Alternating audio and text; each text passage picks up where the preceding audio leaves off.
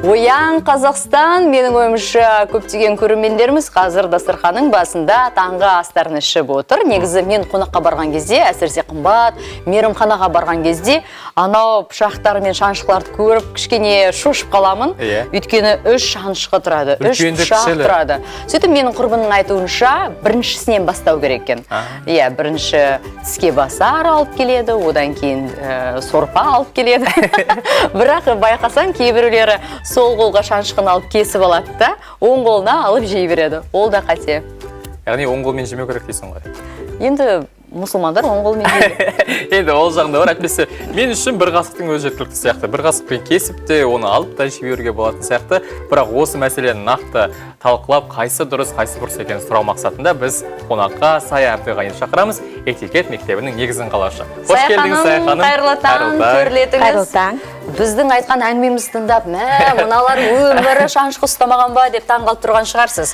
Жоқ, ол таңғалып тұрған жоқпын. Себебі менің өте жиі кездесетін сұрағым, жиі қойылатын сұрақтардың бірі, шаншқыны қай қолға аламыз дейді. Мысалы, 10 аспаптың қайсысы неге арналған, неге қасықпен жемейміз дейді. Сіз айтқандай бір қасықпен оны жеуге де болады, бөлуге де болады, тіптен араластыруға да болады. Енді біз қойған сұраққа бірден жауап беріп кетсеңіз. Мысалы, 3 шаншқыны көрдік, 3 пышақты көрдік, неше түрлі қасықтарды көрдік, мінекей мейрамханаға келдік, орамалды алдымызға төсейміз, енді оны жақсы білеміз. Содан кейін міндетті түрде бірінші мейрамханаға келген бойда ең алдыменен біз даяшыға тапсырыс беруіміз керек. Тапсырыс берместен бұрын біз орамалға, демек дастарханның реквизитіне пайдалануға кірісіп кетуге болмайды. Тапсырыс беріп болған соң бірден біз текстильді салфетканы алдымызға төсейміз. Содан соң аспаптармен пайдалануымызға болады. Яғни ең шетінде тұрғандардан бастаймыз, ең шетінен бастап өзімізге қарай. Екі жақтан ең шетінен бастап өзімізге қарай пайдаланамыз. Себебі егер іштен сыртқа қарай пайдаланатын болсақ, ең соңғысы, мысалы шайдың, десерттік ыдыстары ең шетінде қалып қалатын болса, онда ол көршінің территориясына еніп кеткендей болады. Көршіңізбен қалғанда мынау кімдікі, менікі, сіздікі деген секілді ыңғайсыз жағдай туындамас үшін ең шетінен сырттан ішке қарай біз пайдаланамыз. Бұл мейрамхана жайлы әңгіме қозғап отырмыз. Ал енді біреудің үйіне қонаққа барған кезде бізде классикалық дастархан бар ғой, етіміз бар, тіске басарымыз бар, неше түрлі салаттар бар. Оны алып жей береміз. Негізі тамақ жеген кезде неден бастауымыз керек? Салат, сорпа, тіске басар. Бірінші сізге қожайын, үйдің иесі қандай тағамды бірінші алдыңызға тартатын болса, содан бастайсыз. Біздің алдымызда тортта тұрады, алмада тұрады. Негізі барлығын бірден араластырып, етті де, тәттіні де бірден қойған дұрыс емес. Жалпы енді көп жағдайда қазір ыстық тағамды бөлек қояды, шайдың тағамдарын бөлек қояды. Қазір енді экранның ар жағында қонақ күтетін ханшайындарымыз отыр ғой, қыз келіншектер. Зорға айта кетсеңіз, неден кейін нені беру керек қонақ келген кезде? Қонақ келген кезде ең алдымен біз әрине аперитив дейміз. Аперитив дегеніміз ол тәбетті ашатын сусындар. Көп жағдайда қазір су береді. Тамақтың алдына, еттің алдында да су береді. Себебі оны ішек жолдарының да жұмыс жасауына, тамақтың астың қорытылуына өте үлкен ықпалын тигізіп, алдыменен солардың жолдарын дайындап алады дегендей. Сондықтан алдыменен су құямыз. Демек, сусын береміз. Содан соң салаттардан бастайды, жеңіл тамақтан. Бірден ауыр тамақ жеген ол ағзаға өте ауыр болады.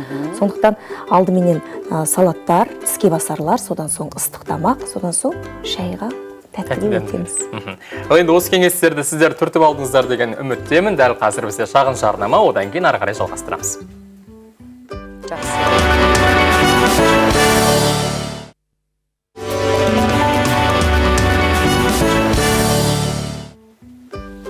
Оян Қазақстан, таң берекелі болсын. Егер дастарханда отырсаңыздар, міне бізде өз дастарханымызды жайып, кішігірім лайфхактың шеберлік сағатын көрсеткіміз келіп тұр.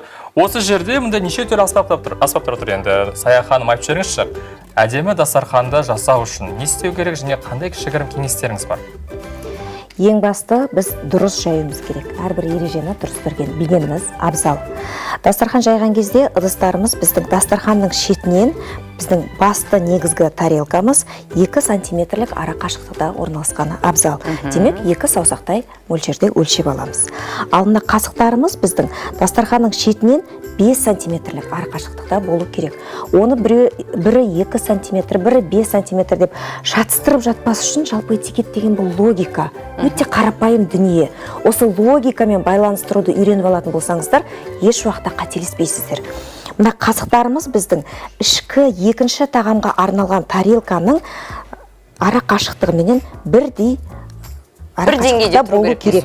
Бірдей арақашықтықта болу керек. Сонда ол жобамен 5 сантиметрді құрайды. Енді барлық жұп заттарды біз 2-ге бөліп жаямыз. Демек ол пышақ пен шанышқы деген секілді.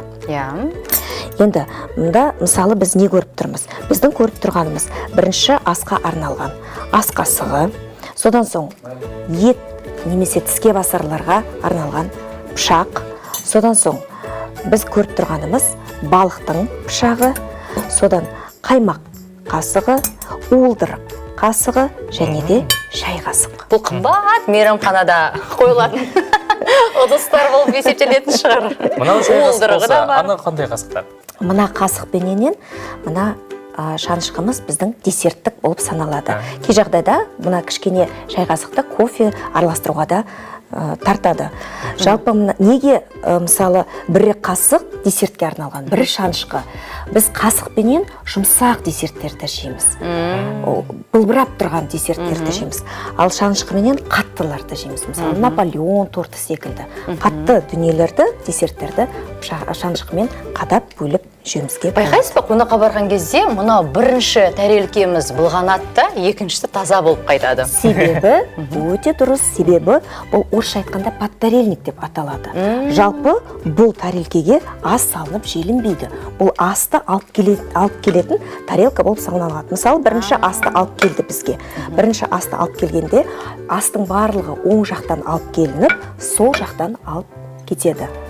Сондықтан осы үлкен тарелкамыздың подтарельник демек негізгі тарелкамыздың үстіне қойылып. Сол себепті қыздар мына үлкен тарелкеге ет салып, тамақ салып жүрмеңіздер. Сіздер мысалы салаттан кейін біз тарелканы ауыстырамыз. Сол уақытта сіз етке бөлек тарелка, таза тарелка әкеп беруіңіз абзал. Оның бәрін артынан жуу бар, қаншама тарелке. Қонақ күткен оңай емес. Мына орамалдың да өзінің бір этикеті бар ғой. Орамалдың этикеті әрине. Жалпы мына қалай безендіріп жіберуге болады қарапайым дастарханды деп сұрап жатыр. Лайфхак дейікші. Лайфхак. Бұл жерде дастарханға түрлі тағамдардың алуан түрін қойып жатудың міндеті бар деген сөз емес. Осы әдемі және де әдемі болған кезде ережесін дұрыс ұстанып, бұл сіздің білімділігіңізді, сауаттылығыңызды білдіреді. Дұрыс жаятын болсаңыз, онда сіздің кез келген дастарханыңызды сіз білімді түрде, сапалы түрде көрсете аласыз. Ал жалпы біздің білуіміз бойынша дастархан әйелдің айнасы. Әйел адам өзінің қонақ жайлылығымен ғана қонақтарға өзінің қандай екенін көрсете алады. Көрсетпесеңіз уақытымыз бітіп қалады. Енді салфетканы міндетті түрде осындай ақ салфетканы пайдалану деген ереже жоқ. Дастарханды әрлеп жіберу үшін түрлі түсті салфеткаларды пайдалануға болады. Столыңыздың үстіне матадан жасалған орамал, бірақ әдетте бізге қағаздан жасалған орамалды беріп жатады. Қағаздан жасалғанды біз кәдімгідей оны аузымызды сүртіп пайдалану үшін пайдаланамыз. Ал бұл орамалды біз алдымызға қалмау үшін төсейміз. Киімімізді бұлғап алмау үшін. Мен бір байқағам, сөзіңізді бөлейін. Осы орамалмен кейбір кісілер ауыздарын былай сүртіп жатады. Ол дұрыс па? Ауыз сүртудің жалпы бұл салфетканың міндетін айтайын. Біз тек қана алдымызға жайған кезде бұлай екіге қайтарып жаямыз. Тұйығын өз жағымызға қараймыз да, ашығын алдыға қаратамыз.